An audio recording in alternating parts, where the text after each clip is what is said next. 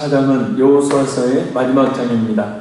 이스라엘 백성들에 대한 여호수아의 최후의 권면과 그의 죽음에 대해 기록하고 있습니다.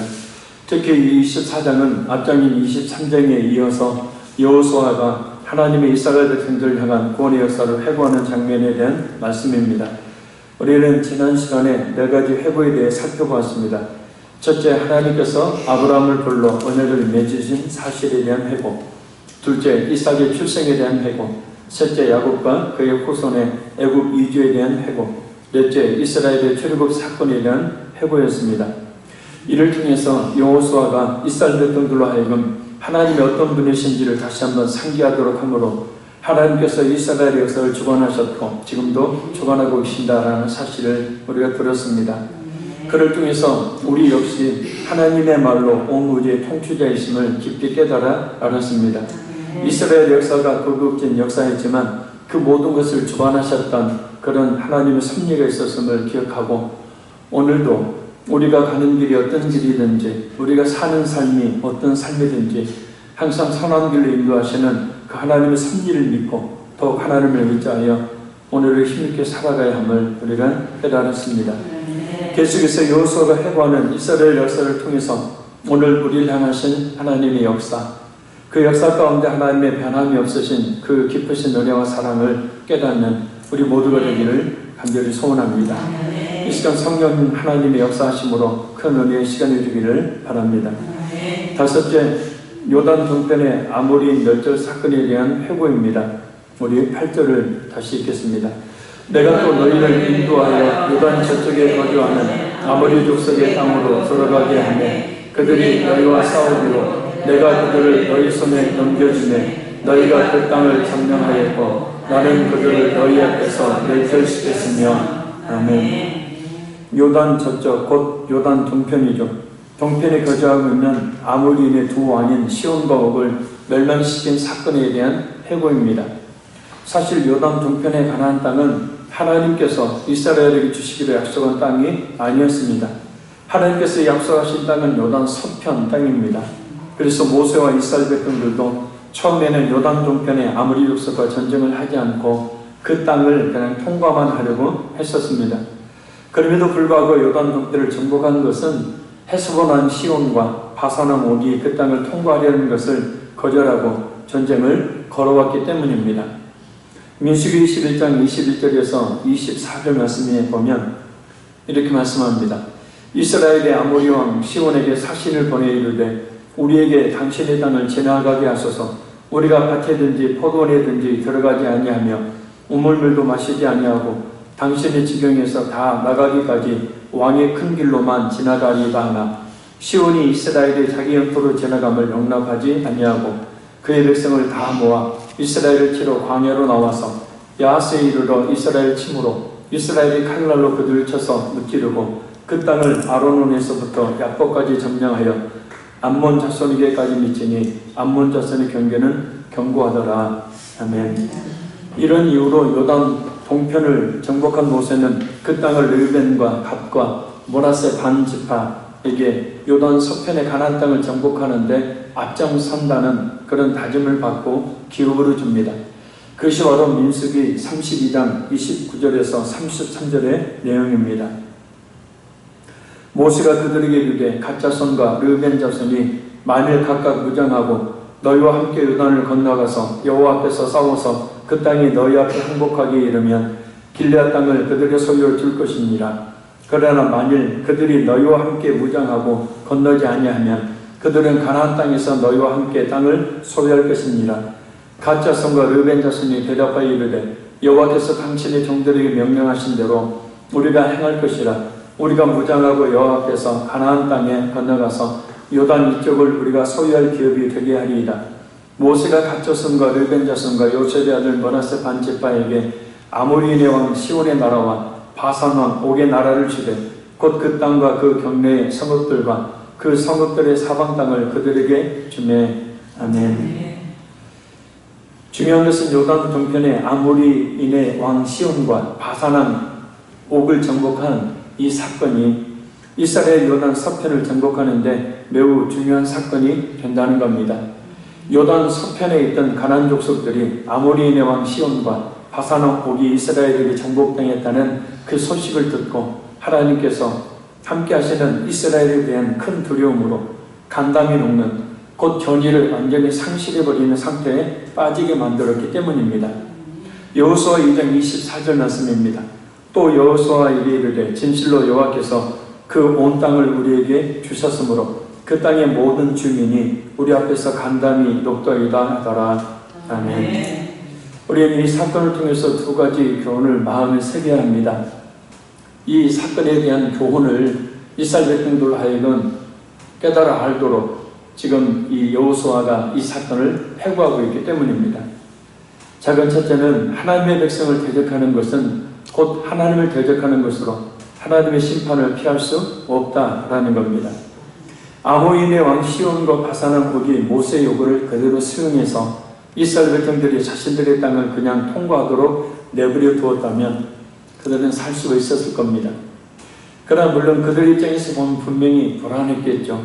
그 엄청나게 많은 이스라엘이라는 나라 사람들이 자신들의 나라 땅을 지나간다고 하니까 이스라엘을 대적함으로 그러나 하나님의 진노를 샀고 모조리 멸망을 당하고 말았습니다. 이 사실은 저 하늘나라를 향해서 날마다 나아가는 진실한 믿음을 가진 성도들을 대적하는 사탄의 무리 역시 똑같이 하나님의 진노의 심판을 피하지 못한다는 사실을 알 수 있게 합니다. 사탄과 그의 추종 세력들인 악한 영들 그리고 그들에게 속아서 참 믿음을 가진 교회와 성도들을 대적하고 핍박하는 자들은 반드시 영혼의 형벌을 피할 수 없게 되기 때문입니다. 그래서 우리는 늘 깨어 기도해야 합니다.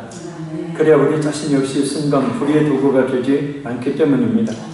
아무리 예수 그리스도를 믿는 믿음이 있다 하더라도 말씀이 없어서 바른 분별력을 가지지 못하고 성령으로 말미암아서 자신을 제어하지 못하면 깨어 기도하지 못하면 자신의 영혼이 그래서 강해지지 않는다면 언제든지 불의의 도구가 될 수 있기 때문입니다. 무엇보다도 악한 마귀라는 놈은 더더욱더 예수 믿는 성도들 특별히 중요한 직분을 가지고 있는 중직자들을 넘어뜨리려 한다는 사실을 잊지 마시고 늘 깨어 기도하는 것은 곧 자신을 위한 것이고 주님을 위한 것이라는 것을 우리는 잊지 말아야 합니다. 작은 둘째, 아무리 강한 세상의 권력과 힘도 하나님 앞에서는 바람 앞에 촛불과 같은 것이니 하나님 앞에 늘 겸손해야 한다는 교훈입니다. 아모리인의 왕 시온과 바산 옥이 그냥 가만히 있었더라면 멸망을 당하지 않았을 겁니다. 그러나 그들은 자신들의 막강한 군사력을 믿고 하나님의 백성인 이스라엘을 대적함으로 곧 하나님을 대적하여 멸망을 당하고 말았습니다. 가만히 보면 인간이란 참 어리석은 존재입니다. 하나님 앞에서 아무것도 아닌 것들을 마치 대단한 것으로 내세우니 말입니다. 아무리 자신이 힘과 능력과 지혜와 건강과 물질이 있다 하더라도 하나님 앞에서는 거센 바람 앞에 촛불과 같은 것들입니다. 하나님께서 불어버리시면 아무것도 아니게 되어지죠. 그래서 우리는 늘 하나님 앞에 겸손해야 합니다. 지금까지 일어났던 수많은 강대한 민족들의 흥왕성쇠를 보고 그리고 지금까지 일어났던 수많은 권력자들과 부자들 그리고 세상의 존경과 칭찬을 받았던 그런 자들의 최후를 보고 그들을 본보기 삼아서 우리 역시 그들처럼 되지 않도록 해야 합니다. 고린도전서 10장 11절에서 12절 말씀입니다. 그들에게 일어난 이런 일은 본보기가 되고 또한 마세를 만난 우리를 깨우치기 위하여 기록되었느니라. 그런즉 선줄로 생각하는 자는 넘어질까 조심하라.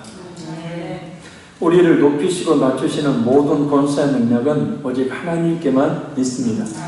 낮은 자로 겸손하게 순종하고 또 순종하며 사는 것이 하나님께 높임을 받는 비결입니다. 사람들 역시도 잘난 체하고 그래서 교만한 자를 높이지 않습니다. 오히려 뒤에서 욕하며 손가락질합니다. 그러나 겸손한 자는 존경을 받고 또 높임을 받습니다. 야고보서 4장 10절 말씀입니다. 주 앞에서 낮추라. 그래야면 주께서 너희를 높이시리라. F.B. 마이어라는 성도가 이런 얘기를 했습니다. 나는 하나님의 선물이 아래쪽에 있는 선반에 있는 것을 발견했고 하나님의 선물을 갖기 위해서는 점점 더 엎드려야 한다는 것을 깨달았다. 점점 더 엎드리라. 두 가지 의미도 하나는 점점 계속 기도하라라는 겁니다. 기도하지 않고 하나님의 것을 얻을 생각은 아예 하지 말아야죠. 두 번째 의미는 점점점 자기 자신을 겸손하게 낮추는 겁니다. 이 벼가 익으면 고기를 숙인다는 말 잘 알고 있죠.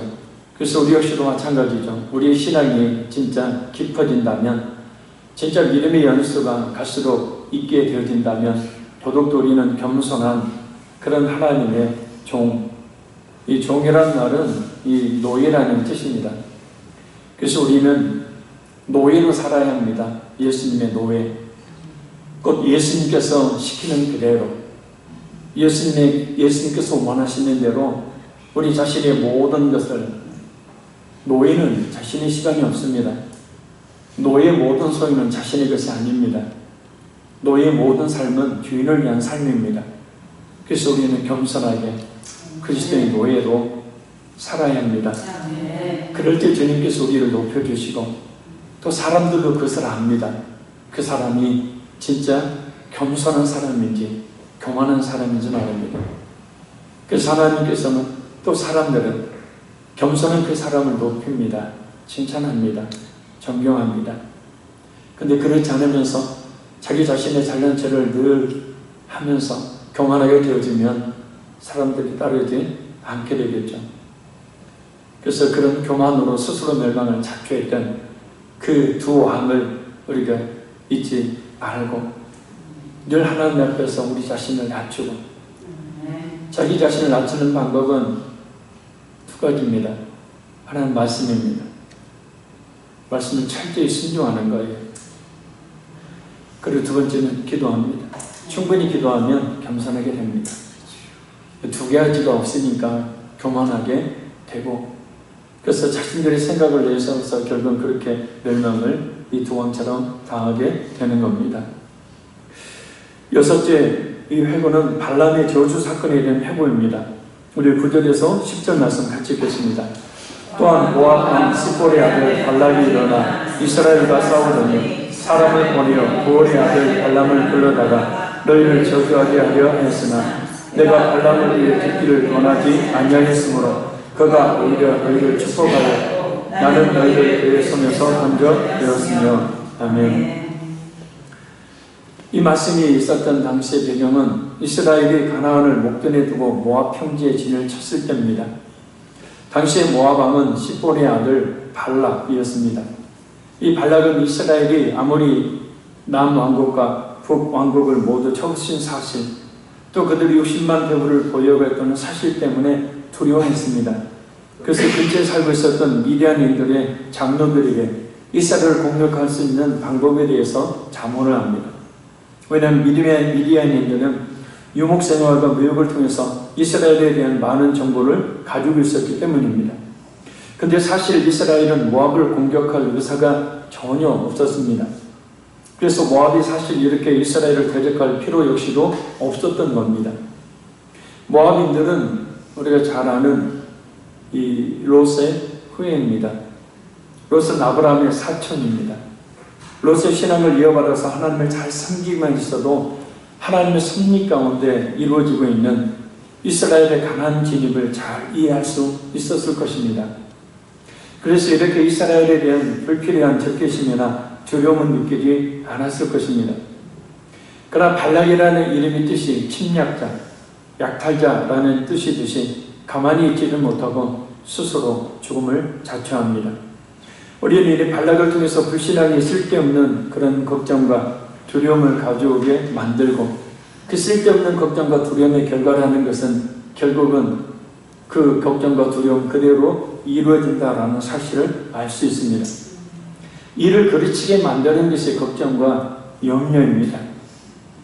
그러나 반대로 신앙은 말 그대로 하나님을 절대적으로 신뢰하고 받드는 것입니다.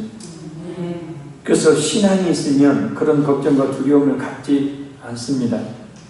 물론 잠시 그런 걱정과 두려움을 가질 수 있겠죠. 그러나 진짜 하나님을 절대적으로 신뢰하고 모든 것이 하나님의 역사하십니다 라는 사실을 굳게 믿는다면 그런 걱정, 두려움을 갖지 않겠죠. 평안을 가지게 됩니다. 그래서 우리 자신의 심령을 늘 살펴야 합니다. 그런 걱정과 두려움이 있다는 것은 결국은 뭐냐면 내가 주님을 온전히 신뢰하지 않고 있다는 겁니다. 하나님께서 나의 모든 삶 가운데 역사하고 계심을 믿지 못하고 있다는 겁니다. 때로 내일에 대해서 미리 걱정하고 염려함으로 평안으로 살지 못하고 오늘을 괴로움 가운데 사는 경우들이 참 많습니다. 그래서 오늘도 괴롭고 내일도 괴로울 것이라고 염려를 하게 되니 내일 역시도 괴로운 날이 되죠. 이 점을 누구보다 잘 아시는 예수님께서 마태복음 6장 34절에 이렇게 말씀하십니다. 그러므로 내일 일을 위하여 염려하지 마라. 내일 일은 내일이 염려할 것이요 한날의 괴로움은 그날로 족하니라. 이 걱정과 염려와 두려움은 불신앙에서 비롯됩니다. 하나님을 신뢰하지 않기 때문에, 하나님을 믿지 못하기 때문에 생기는 겁니다. 3일 동안 어떻게 사셨습니까? 3일 동안 하나님을 잊어버리고 우리가 말씀도 읽지 않고 기도도 하지 않았다면 하나님을 잊고 산 거죠. 하나님을 잊고 살았다는 것은 결국은 여러 가지 염려와 두려움을 뒤집어쓰고 사는 것과 같습니다. 그러니 내일에 대한 걱정과 염려를 갖지 않고 두려움을 갖지 않고 평안하게 살려면 하나님을 절대적으로 신뢰해야 합니다. 왜냐하면 오늘 나의 삶을 주관하고 계시면 오늘도 선한 길로 인도하고 계시는 하나님에 대한 그 믿음이 있어야만이 바로 그와 같이 평안한 삶을 살 수가 있게 되기 때문입니다. 우리는 내일을 가본 적이 없습니다. 내일이 없습니다. 근데 하나님은 내일에 계시죠. 그래서 하나님께서는 우리가 모르는 내일, 우리가 걱정하고 염려하고 두려워하는 여러 가지 문제들, 그것들이 있다면 하나님은 그 모든 것들을 하나님께서 친히 그날에 하나님의 때에 하나님께서는 해결해 주신다는 겁니다. 그래서 그런 믿음이 있으면 오늘이 다소 생각하는 것과 달리 좀 험난하고 다소 힘들다 할지라도 그래서 내일의 평안을 위한 하나님의 축복을 위한 마땅히 거쳐야 될 과정으로 여기기 때문에 걱정하지 않습니다. 미래 염려하지 않습니다. 두려워하지도 않습니다. 그래서 말씀하는 거고 그래서 기도하는 겁니다.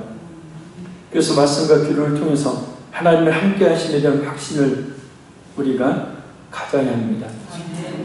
그래서 이 시간에도 이 밤에도 하나님께서 우리에게 하나님이 어떤 분이신지를 말씀하고 계시고 그 하나님에 대한 신뢰, 흔들리지 않는 그런 믿음을 갖기를 하나님이 바라고 계신다는 것을 믿었으면 좋겠습니다.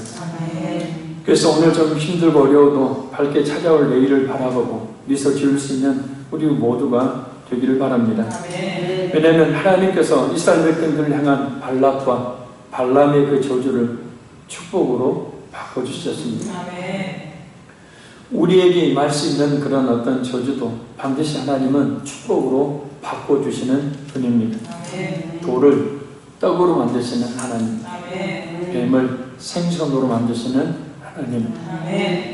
하물며 너희가 악할지라도 자식에게 좋은 것을 줄 줄 알거든 하늘에 계신 너희 아버지께서 구하는 자에게 좋은 것으로 주지 아니하시느냐. 항상 우리 자신의 삶을 끊어서 보지 마십시오. 지금 오늘 본문에 이 여호수아가 이스라엘의 역사를 끊어서 보는 게 아니라 하나의 이야기처럼 그렇게 이야기를 합니다. 하나의 이야기처럼 이스라엘 역사를 다 살펴보니까 이스라엘의 모든 역사가 곧 하나님의 주권, 섭리 아래 있었다라는 겁니다. 그러니 앞으로의 모든 삶 역시도 그런 하나님의 주권과 섭리가 있을 것이니 그런 하나님의 주권과 섭리 가운데서 그것을 믿고 살아가라 라고 마지막 유언적 설교를 하고 있는 겁니다. 하나님께서는 지금도 우리의 삶 가운데서 역사하고 계시는 분입니다. 오늘 좀 힘들다, 물질적으로도 건강으로도 내 뜻대로 안 되고 여러 가지 일들로 힘들다. 끊어서 보면 그 힘든 속에 자기 자신을 파묻게 됩니다. 그러면 그 속에서 삶의 의미를 잃어버릴 수도 있고 문제 해결의 방도가 하나님께 있음에도 불구하고 하나님께 기도하지 못하게 되어지고 오직 그 걱정과 염려와 근심과 두려움 가운데 살게 되어집니다. 사는 맛이 없게 되는 거죠. 살고 싶지가 않게 되는 거죠. 한숨 쉬면서 왜 이렇게 살아야 되나 라는 생각을 하게 되는 겁니다. 근데 그것을 끊어서 보지 말고 넓게 이 모든 것이 하나님의 섭리 안에 있다라고 생각하는 겁니다. 실제 그렇고요. 그래서 이 또한 지나가리라 우리가 찬양을 많이 했죠. 우리가 어떤 상황이 있든 이 또한 지나갑니다. 하나님의 날이 오고 하나님의 때가 우리에게 오게 되어집니다.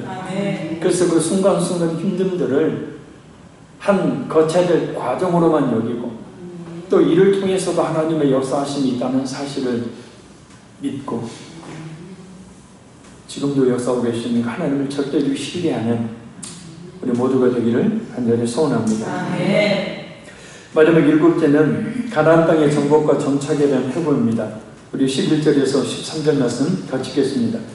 너희가 요단을 건너 여리고에 이른즉 여리고 주민들 곧 아모리 족속과 그리스 족속과 가나안 족속과 헷 족속과 게르가스 족속과 히 족속과 여부스 족속이 너희와 싸우기로 내가 그들을 너희의 손에 넘겨주었으며 내가 왕거를 너희 앞에 보내어 그 아모리 족속의 두 왕을 너희 앞에서 쫓아내게 하였나니 너희의 칼이나 너희의 칼로서 이를 쓰지 아니며 내가 또 너희가 수고하지 아니한 땅과 너희가 건설하지 아니한 성읍들을 너희에게 주었더니 너희가 그 가운데에 거주하며 너희는 또 너희가 심지 아니한 포도원과 감람원의 열매를 먹는다 하셨습니다. 아멘.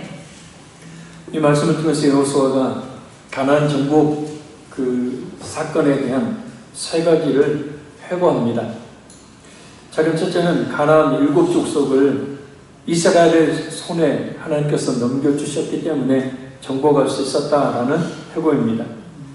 그래서 내가 그들을 너희의 손에 넘겨주었으며 라는 말씀은 모든 나라의 전쟁의 승리와 패배가 하나님의 역사하심에 달려있다라는 뜻입니다.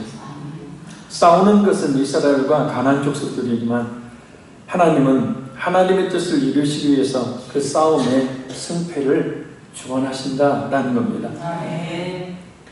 우리의 삶 속에 하나님의 역사하심이 있도록 하기 위해서는 우리의 어떤 생각과 계획과 소망이 하나님의 뜻과 부합해야 합니다. 부합이라는 것은 어떤 것을 향하여 같은 방향으로 가는 것을 말합니다. 그것이 하나님의 뜻이라면 그래서 하나님께서 이루어 주십니다. 그러니 우리는 늘 말씀을 통해 우리의 생각과 계획과 소망이 하나님의 뜻과 맞는지를 살펴야 합니다. 그리고 그것이 하나님의 뜻이라는 확신이 있다면 그것을 위해 기도해야 합니다. 그러면 하나님께서 분명하게 이루어 주십니다.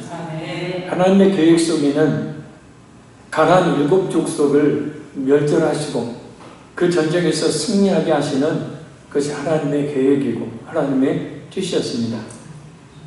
하나님은 그 뜻을 이스라엘을 통해서 이루어 가셨는데 그 뜻을 이루어가는 과정 속에서 아이성 전투에서는 패배를 하게 되죠. 하나님의 계획과 승리를 믿지 못하고 하나님을 신뢰하지 못하고 인간적인 생각을 앞세웠기 때문이었습니다.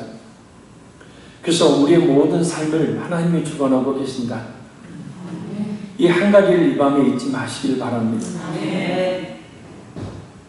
작은 둘째는 아모리 족속의 두 왕을 정복하는 것은 이스라엘의 칼이나 활이 상징하는 군사력이 아닌 하나님께서 보내신 왕벌로 말미암아 되었다라는 회고입니다.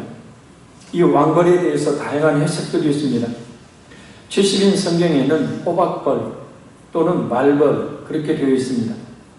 구약을 보면 때로 곤충들이 군대를 나타내는 이 비유로 종종 사용되고 있기 때문입니다. 이사야 7장 18절에 19절을 보면 벌과 파리, 요엘 1장과 2장을 보면 메뚜기를 군대로 표현합니다. 요한계시록에도 메뚜기 떼를 군대로 표현하죠. 어떤 해석가는 애굽에 대한 언어 유의라고도 보고 어떤 해석가는 역병 혹은 공포라고도 해석합니다. 그러나 대부분 해석가들은 이스라엘의 정복 전쟁을 도운 하나님의 간섭을 상징하는 것이다 라고 말합니다. 이 해석이 맞습니다. 왜냐하면 하나님께서 이스라엘의 가나안 땅을 정복할 때 직접 또는 간접적으로 그들 가운데 역사하셨기 때문입니다. 하나님께서 때마다 우리의 어떤 때, 우리의 모든 일마다 우리를 어떠한 방법으로든 도우심으로 이끌고 계심을 믿어야 합니다. 아멘. 그것을 믿을 때 비로소 우리는 힘을 얻을 수가 있게 되어지고, 그럴 때 하나님께 대한 소망을 더욱더 확실히 하게 되어져서 담대하게 살아갈 수가 있게 되는 겁니다. 왕벌을 보내시든 사람을 보내시든 기적을 일으키시든 하나님의 자녀인 우리 자신을 위해 오늘도 이전에 역사하셨고 지금도 역사하시고 앞으로도 역사하신다는 사실을 확실히 믿어야 합니다. 작은 셋째는 하나님께서 이스라엘이 수고하지 않고 가나안 땅과 성읍들 그리고 포도원과 감람원을 주셨다는 회고입니다. 이 말씀은 여호수아가 신명기 6장 10절에서 11절 말씀을 인용한 말씀입니다. 내 하나님 여호와께서 내 조상 아브라함과 이삭과 야곱을 향하여 네게 주리라 맹세하신 땅으로 너를 들어가게 하시고 네가 건축하지 아니한 크고 아름다운 성읍을 얻게 하시며 네가 채우지 아니한 아름다운 물건이 가득한 집을 얻게 하시며 네가 파지 아니한 우물을 차지하게 하시며 네가 심지 아니한 포도원과 감람나무를 차지하게 하사 네게 배불리 먹게 하실 때에 아멘. 이스라엘 백성들이 가나안 땅에 들어가서 하나님께로부터 어떤 축복을 받았고 또 어떤 축복을 받을지에 대한 회고입니다. 약속의 땅 가나안에서 이스라엘 백성들이 건축하지 아니한 크고 아름다운 성읍을 얻게 됩니다. 이스라엘 백성들이 짓지 않고 채우지 않은 아름다운 물건이 가득한 집을 얻게 됩니다. 또한 파지 아니한 우물을 차지하게 되고 심지도 않은 포도원과 감람나무가 아닌 올리브나무 그 농장을 차지하게 됩니다. 그래서 배불리 먹게 됩니다. 이 축복은 하나님께서 주신 축복이 매우 크다는 것을 물질적인 축복을 매개로 해서 회화적으로 표현하는 겁니다. 한마디로 이스라엘 백성들이 받은 또한 받게 될 축복이 하나님께서 값없이 주신 것이라는 것을 뜻합니다. 그런데 이 말씀을 원래 먼저 했었던 이 모세를 보면 이런 값없이 주시는 하나님의 물질적인 어떤 축복을 경계합니다. 왜 그럴까? 그것은 육체적인 평안과 물질적인 풍요를 얻게 될 때 신앙이 나태해진다는 것을 누구보다도 잘 알기 때문입니다. 지금 가나안을 정복한 상태에 있습니다. 완전히 정복하지는 않았지만 큰 민족들은, 큰 족속들은 다 쳐서 멸절을 시킨 상태입니다. 이 나머지 족속들은 그냥 이 빗자루를 쓸듯이 그냥 정리를 하면 되는 정도입니다. 자, 모든 것이 다 대부분 이루어진 상태입니다. 여호수아는 그런데도 불구하고 이런 사건들을 회고하면서 이스라엘 백성들에게 경계하도록 하는 겁니다. 너희들이 잘 될 때, 헌성했을 때, 그렇게 공짜로 그렇게 하나님의 큰 축복을 받았을 때 어떻게 해야 되겠느냐? 인간의 마음은 너무 감사해서 하나님께 축복을 주시는 신앙생활을 더 잘할 것 같지만 대부분이 신앙적으로 나태해집니다. 그래서 지금까지 제 자신도 그렇고 지금까지 봐왔던 수많은 그리스도인들 또 우리 교회 성도들도 보면 그래요. 자신이 누린 육체적 물질적 부요함이 아무리 없는 편안함이 있으면 자신의 잘남과 자신의 기도와 자신의 열심으로 말미암아 된 것으로 여깁니다. 그래서 호세아 선지자는 호세아 4장 6절 7절에 이렇게 외칩니다. 내 백성이 지식이 없으므로 망하는 거다.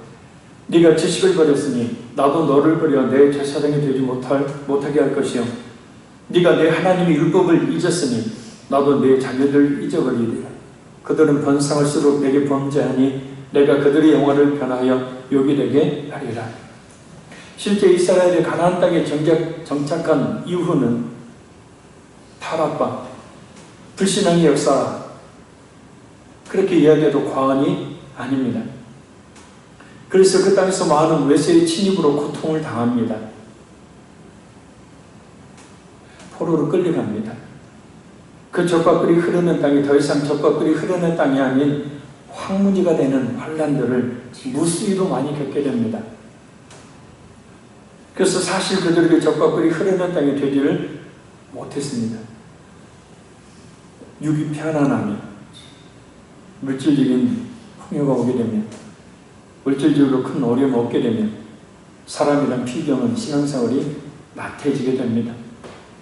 이전에 그렇게 부르짖었던, 소리내어 부르짖었던 아날로그식 기도가 편안하고 들리지 않는 지리철 기도 소리가 됩니다.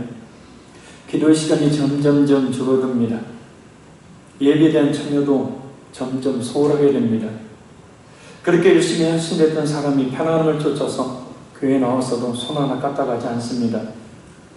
돈이 좀 생기니까 믿는 사람들과 어울리면 재미가 없으니 세상 즐거움을 같이 누릴 세상 친구, 세상 사람들과 더 어울립니다.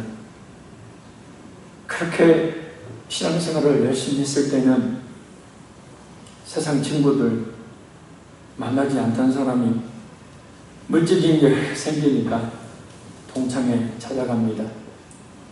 세상 친구들 불러냅니다. 이게 무슨 일입니까 이게? 그러지 않아야 된다라는 생각조차도 무너집니다. 점점 죄가 가르쳐주는 달콤함에 빠져 들어가게 됩니다. 설교도 목회자의 권면도 귀에 들어오지 않습니다. 듣는다고 해도 자신에게 유리한 말만 듣게 됩니다. 거룩하게 살라는 말이, 기도하라는 말이, 열심히 예배에 나오라는 말이 참 듣기 싫습니다. 이렇게 자신도 모르게 세상을 향하여 점점 깊이 빠져 들어갑니다. 예배가 귀찮고 혹시 기도가 귀찮고 한다면 몇 번 말씀드렸지만 심각한 영적 파산 상태에 놓여 있는 겁니다. 꿀을 맛보던 곤충이 그 유혹을 이기지 못하고 더 많은 꿀을 먹으려고 앞으로 다가섰다가 그만 꿀에 발을 내딛고 맙니다. 꿀에 강한 끈적임이 자신의 발을 점점 삼키는지도 모르고 정신없이 꿀을 먹습니다. 너무 달콤합니다. 기쁨의 날개짓을 하는데 그만 꿀이 날개에 묶고 맙니다. 발버둥치며 날개짓을 하면 할수록 그 달콤한 꿀은 곤충의 몸을 꼼짝달싹 못하게 만들어 삼켜버립니다. 좀 달콤했던 그 꿀이 순식간에 자신을 죽이는 온모가 되고 만 겁니다. 이것이 바로 마귀란 놈이 세상의 즐거움과 쾌락, 그리고 물질과 성공으로 사람들을 삼키는 방법입니다. 그리고 이것이 바로 마귀란 놈이 예배와 기도에 게으른 그런 그리스도인들을 삼키는 방법입니다. 결론적으로 말씀드립니다. 하나님께서 이스라엘의 역사를 주관해 오셨듯이 하나님은 오늘 우리 역사를 주관하고 계십니다. 그래 우리는 오늘 자신의 모든 삶 가운데 하나님의 역사하신 있음을 굳게 믿고 그 하나님만을 의지하며 살아야 합니다.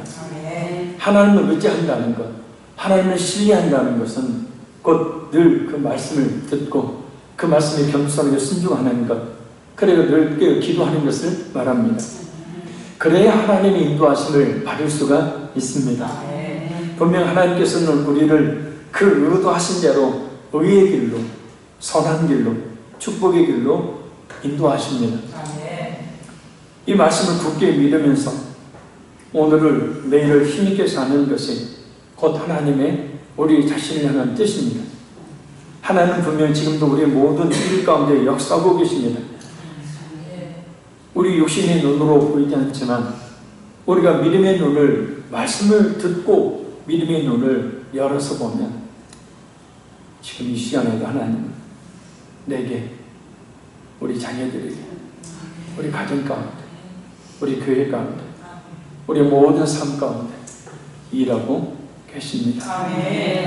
하나님의 열심히 특심히 드시는 그 일하심의 그 역사를 굳게 믿을 때에 소망이 생기고 그럴 때 힘있게 살아갈 수 있다는 사실을 기억하시고 이 밤 이 시간에 우리 간절히 기도하기를 원합니다. 지금까지 인도해 주셨던 하나님, 오늘도 하나님께서 우리 인도할 것이며 내일도 하나님께서 인도하실 줄로 믿습니다. 우리의 삶 가운데 어떤 삶이든 그 삶이 끊어서 보면 힘들고 어려운 고난의 문제 투성인 삶이든 하나님은 반드시 저를 의의 길로 선한 길로 축복의 길로 인도하심을 믿습니다. 하나님 그 하나님의 선하신 인도하심을 굳게 믿게 하시고 그 믿음으로 말미암아서 오늘 힘있게 살게 하여 주시옵소서. 우리 주여 세 번 통성으로 간절히 기도하겠습니다. 주여